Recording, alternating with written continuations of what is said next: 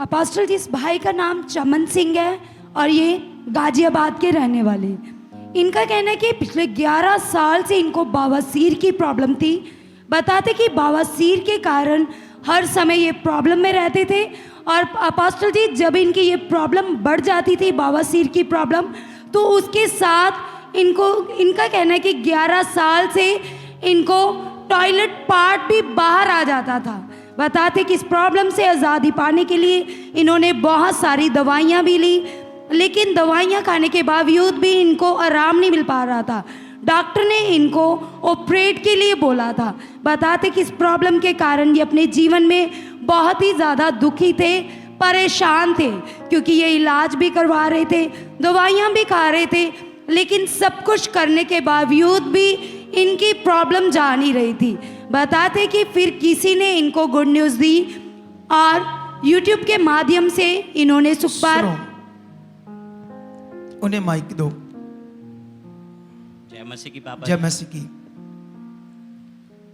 तो अभी आपने इनके बारे में सुना ना, 11 साल से बवासीर थी और साथ में टॉयलेट पार्ट भी बाहर आ जाता था जी। हर बार बहुत जब भी ज्यादा। आप टॉयलेट जाते थे टॉयलेट पार्ट बाहर आ जाता था। जी। ठीक है, आप ध्यान देना इस बात में। और जैसे आप जॉब करते हो ना, आप हाँ जी, किस चीज की जॉब करते हैं आप? मैं पापा जी मैकेनिकल इंजीनियर हूँ और मैं एस्कॉर्ट्स कंपनी में हूँ। एस्कॉर्ट्स कंपनी में हो, मैकेनिकल इंजीनियर। तो जैसे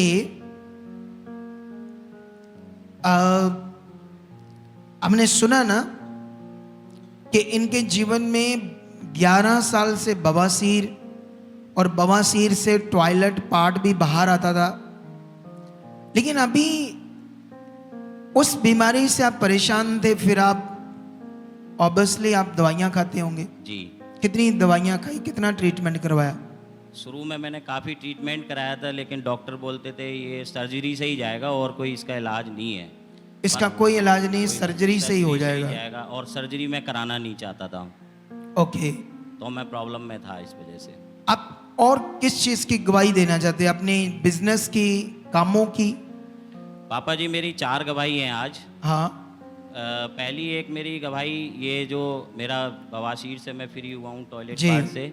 दूसरा क्या है कि कुछ दिन पहले मेरे सामने एक हालात आया कि मेरे जो अधिकारी लोग हैं उन्होंने मेरी सीट ऐसी जगह लगा दी जहाँ बड़ी तकलीफ थी बैठने में। तो मैं जाता था, मुझे दिक्कत होती थी। ठीक है। तो मैं सुबह वहाँ जाता था और डेली यही बोलता था, धन्यवाद पिता परमेश्वर, ये मेरे लिए नहीं है, ये हट चुका है। मेरे लिए तो बहुत अच्छी ऑफिस है जो मुझे मिल चुकी है। और फिर मैंने वो 1 सप्ताह तक लगातार बोला और आज मेरे पास बहुत बढ़िया एयर कंडीशनिंग, बहुत अच्छी ऑफिस है मेरे सुनो पास। सुनो सुनो, जितने लोगों ने ताड़ी बजाई है, हमें पता है इसने क्या बात की है? कि एक दूसरे से, एक ने शुरू किया और दूसरों ने भी मार दिया, ऐसा है? आप लोगों में से कितने लोगों को इसकी बात समझ आई भाई की? आप लोग पहले बात को समझो। क्या करो? बात को समझो, है ना? यहां पर एक बड़ा विषय है।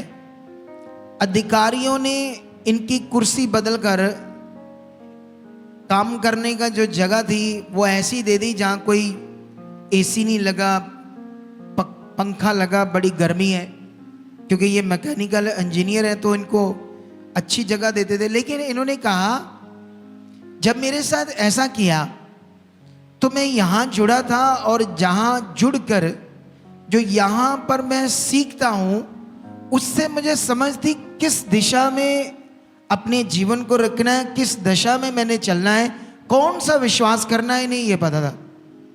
ये बात को पकड़ो आप लोग। होता क्या है, बहुत सारे लोग जैसे पढ़े नहीं है,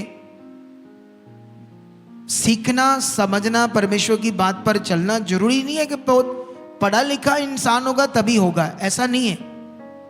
पढ़ा लिखा अच्छी बात है, हर एक पढ़ा लिखा होना चाहिए, लेकिन जो नहीं पढ़ा वो सोचेगा मैं क्या करूं, मैं कैसे चलूं, मैं पढ़ा नहीं है, ऐसे सोच सकता है। लेकिन इस गवाही से इन्हें ये पता था कि मैं जो सीख रहा हूं, अगर मेरे सामने हालात है आप सोचो, ये परमेश्वर पर विश्वास कर रहा है। अब विश्वास कर रहे हैं तो उसके बाद इनको विश्वास करते करते अधिकारियों ने इसकी जगह बदल दी। अच्छी जगह से जो बॉस है उसने दूसरी जगह लगा दी, यहाँ इसके लिए मुश्किल है, गर्मी है, सिंपल पंखा लगा है। लेकिन एक हफ्ता इन्होंने कहा मैं यही विश्वास करता रहा, यही अंगीकार करता रहा, मेरा तो ऑफिस है, मैं अच्छे ऑफिस में बैठा हूं, मैं बिल्कुल ऑफिस में बैठा हूं। ऐसे एक हफ्ता मन ना खराब करके ऐसे अंगीकार किया। और जब ऐसे अंगीकार किया तो फिर क्या हुआ? बहुत अच्छा एसी ऑफिस आज मेरे पास में है। आमेन। तो अभी अगली गवाही बताओ। अगली गवाही ये है, पापा जी जो मेरा बेटा है वो पढ़ने में थोड़ा सा कम ध्यान रखता था। तो जब मैं पीटीएम में जाता था तो टीचर कहते थे ये नहीं होगा पास। मैं कहता हाँ। अच्छा ठीक है, एक्शन लेते हैं। और फिर मैं नीचे सीढ़ियों पे उतरता ऐसे था। कर लो माइक, ऐसे। तब मैं बोलता था पिता ये मेरे लिए नहीं है, धन्यवाद पिता, ये हट चुका है, ये जो टीचर बोल रहे हैं ये गलत बोल रहे हैं, मेरा बेटा बहुत अच्छा है और ये बड़े अच्छे अंकों से पास होगा। और लास्ट में क्या हुआ, जो टेस्ट लेते हैं टीचर, तो वहाँ पे उसका जो है मैथ में 0 आ गया और कहते तुम्हारा एडमिट कार्ड भी नहीं मिलेगा, तुम एग्ज़ाम नहीं दे सकते हो, अभी तुम और तैयारी करो। मेरे पास टीचर का फ़ोन आया कि आपका बेटा तो बहुत ख़राब है, ये पढ़ ही नहीं पा रहा है, ये तो 0 नंबर ला रहा है। मैंने कहा ठीक है मैं एक्शन लेता हूँ और मैंने फ़ोन काटा। धन्यवाद पिता परमेश्वर, ये कॉल मेरे लिए नहीं है, ये कैंसिल है मेरे लिए। मेरा बेटा तो फर्स्ट क्लास से पास हो चुका है, वो ऐसा कर चुका है। और मैंने यहाँ प्रे भी कराई उसके लिए आके। आज वो 70+ मार्कों से 12th में CBSE एग्ज़ाम में उसने अच्छा किया है। आमेन। सोचो, इसे बोलते हैं सही दिशा में हम रहेंगे। ये मतलब है यहां आने का, ये मतलब है आपके ऊपर एक अगुआ होने का, ये मतलब है। ये एक अगुआ होने का मतलब ये है कि वो हमें दिशा दिखा रहा है करना क्या है। आप जानते हो जब आप मुश्किल में होते हो, झगड़ा हो गया, कोई केस पड़ गया, तो आप लोगों से सलाह लेते हो, बताओ मुझे क्या करना चाहिए, क्या करना चाहिए। कई लोगों से सलाह लेते हैं ना, कोई कहता है ऐसा नहीं ऐसा करो, कोई कहता है ऐसा नहीं ऐसा करो, है ना। तो जैसे आप लोगों से समझते हो क्या करना चाहिए, यहां परमेश्वर आपको कंटिन्यू बता रहा है तुम्हें क्या करना चाहिए। कौन बता रहा है? परमेश्वर। सोचो, टीचर्स बोलते हैं आपका बच्चा फेल होगा और ये कह रहा है भाई ये अच्छे नंबरों से पास होगा। टीचर्स की बात को मैं काटता हूं, मेरे लिए नहीं है, मेरे लिए मेरा पिता परमेश्वर जैसे मैं विश्वास कर रहा हूं वैसा कर रहा है। ये सही दिशा। और 70% से भी ऊपर जाकर इसका बेटा पास हुआ है। सोचो। अच्छा, और बात और पापा जी जो बीज बोने का जो नियम था वो पहले मैं अच्छे से फॉलो नहीं करता था। कब नहीं करते थे? जब नए नए आए थे? जब मैं नया आया था, एक साल मुझे हुआ है इस मिनिस्ट्री के साथ में। हाँ। उससे पहले मैं कहीं एक और मिनिस्ट्री में था। हाँ। और मैं एक डेरे से भी जुड़ा हुआ था, तो मुझे इसका नहीं पता थी। तो मैं सच्चाई क्या है? हाँ जी, जब मैं यहाँ आया तो आप कहते थे बीज बो, लेकिन बीज के नाम पे हम 100 रुपये बोते थे बस। अच्छा। 10% नहीं बोते थे। फिर आपने बोला फिर बीज बो, तो हमने कहा बार बार बीज के लिए कहते हैं। फिर मैं बीज बोने लगा, तो बीज में भी फिर क्या करते थे कि हर महीने हम यहाँ आते तो उसका खर्चा काट के बीज बो देते थे। फिर भी काम नहीं हो रहा है। मैं कहता हम बीज भी बो रहे, काम नहीं हो रहा। फिर मैंने आपसे मीटिंग करी कि पापा जी ऐसे हो रहा है। वो बोले नहीं, टिकट वाले पैसे इसमें मत जोड़ो और 10% बो, जरूर होगा काम। तो जून महीने में मैं जब आपसे मीटिंग करी, मैंने पूरा अपना 10% बीज बोया और 1 जुलाई को जो मेरा इंक्रीमेंट आया उसमें मुझे 10% का तो इंक्रीमेंट मिल गया।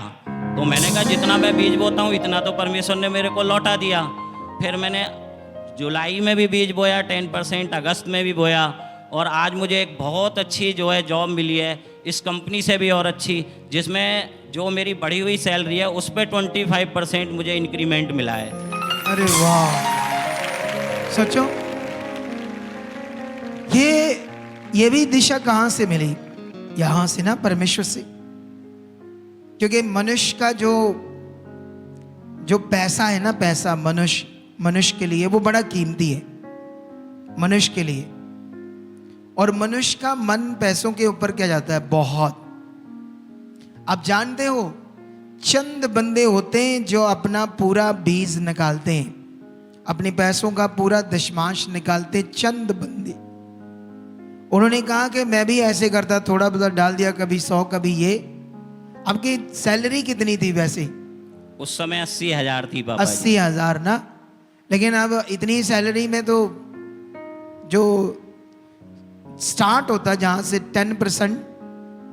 10% से स्टार्ट होता है तो 8,000। लेकिन ये खर्चे खुर्चे डालकर, ये मैंने ट्रेन से आया, ये किया वो नहीं, ये सच क्या करते थे, 10% निकाला और निकाल के जब यहाँ आते थे तो उसका जो खर्चा लगता था वो भी उसी से करते थे, 10% से। किससे करते थे? पर जब यहाँ आना था, ट्रेन का किराया, बीच में रोटी चाय पानी का खर्चा, उसे भी जोड़ लेते थे। जो बच जाता था वो सोचते थे ये डालें। लेकिन इन्हें समझ आई कि नहीं, जो मैंने निकाला है वो पूरा डालना है, उसमें हेरा फेरी नहीं करनी, हेरा फेरी नहीं करनी। तो इनको ये समझ आया। अब 80,000 के ऊपर भी आप 25% इनकी बढ़ोतरी होगी है सैलरी में। सोचो, नई कंपनी में। और 10% इंक्रीमेंट भी लगा था पापा जी उस पर। पहले 10% इंक्रीमेंट लगा था उस पे, उसके ऊपर 25%, फिर उसके ऊपर 25 जी। इसका मतलब 1 लाख से भी ऊपर चलेगी प्लस ना? है, हाँ जी। प्लस चलेगी सैलरी। ये किसने किया? बोलो, परमेश्वर ने। अब दूसरी चीज सीखने की कोशिश करो। अब इन्हें यहां पर लगातार जो दिशा मिल रही थी, क्योंकि अगर ये जैसे कोई आया, कभी ना आया, कभी ध्यान दिया ना दिया। अब एक चीज याद रख लो, सारे लोग, आज आपके ऊपर कर्जा है, आप हालात में हो, आप मुश्किल में हो, कोई भी प्रॉब्लम, व्हाटएवर, कैसी भी, एक चीज याद रखना, आपने जब परमेश्वर पर विश्वास करना, अपने मुंह के जो शब्द है उन्हें परमेश्वर के वचन के अनुसार बोलना है। रोज आपके ऊपर 10 लाख कर्जा है ना, आप बोलना ये उतर चुका है। आप ये सोचते रहो ये उतरेगा कैसे, ऐसे सोचो कैसे उतरेगा, कहां से आएगा पैसा, मेरा काम नहीं चल रहा, ये नहीं हो रहा, वो हो रहा है, सारी मुश्किल आ रही है, ऐसे सोचते रहो। तो फिर सोचते रहो और फंस जाओगे। आपने अच्छा मन बनाना है, आपने बस अच्छा अंगीकार करना है। नहीं पिता, आप मेरे साथ हो। सबसे पहले आपको यह समझना है, जिस पर मैं विश्वास कर रहा हूं वो इस दुनिया को बनाने वाला सर्वशक्तिमान है। पहले तो ये आपको पता होना चाहिए। सबसे पहले आपके दिमाग में ये होना चाहिए, जिस पर मैं विश्वास करता हूं वो सर्वशक्तिमान परमेश्वर है, उसके लिए कोई भी काम कठिन नहीं है। तो इन्होंने ऐसा ही किया ना, ऐसा ही। तो समझ आई दिशा का विषय, समझ आया। पढ़ा लिखा था बंदा, इसलिए बात को पकड़ रहा था। मैंने 1 बार या 2 बार इनकी मुझसे मीटिंग हुई। ये दिल्ली से भी आगे गाजियाबाद है, वहां से आते।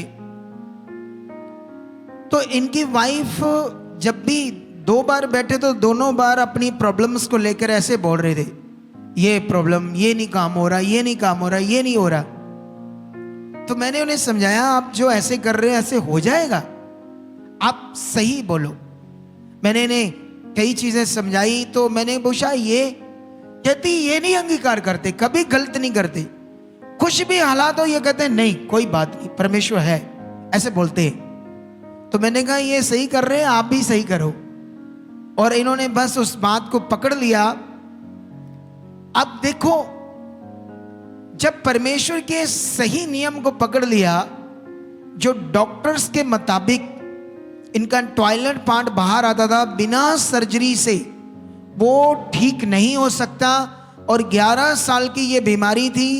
जब ये विश्वास किया ये बीमारी कुछ नहीं है, मैं चंगा हो चुका हूं, ये विश्वास और जो मुझसे सीख रहे थे उन बातों को पकड़कर चलते गए। पहले वो बीमारी गई, बच्चे की बड़ी टेंशन लेती थी इसकी इनकी पत्नी। अब बच्चे को अच्छे नंबरों से पास किया, इनको जॉब चाहिए थी अच्छी, जो जॉब अच्छी थी क्योंकि ये और अच्छी चाहते थे, उसको भी खुदा ने किया। आमेन। ऑफिस अच्छा मिला, परमेश्वर ने अच्छा इंतजाम किया। ये समझ लो कैसे, आप लोग पकड़ लो कैसे हुआ ये। तो परमेश्वर आपको बरकत दे। आमीन। अभी आपने बढ़ना है, उसके साथ जीना है और आगे तक चलना है और लोगों को परमेश्वर से जोड़ना है। आमीन। आमेन। हालेलुया।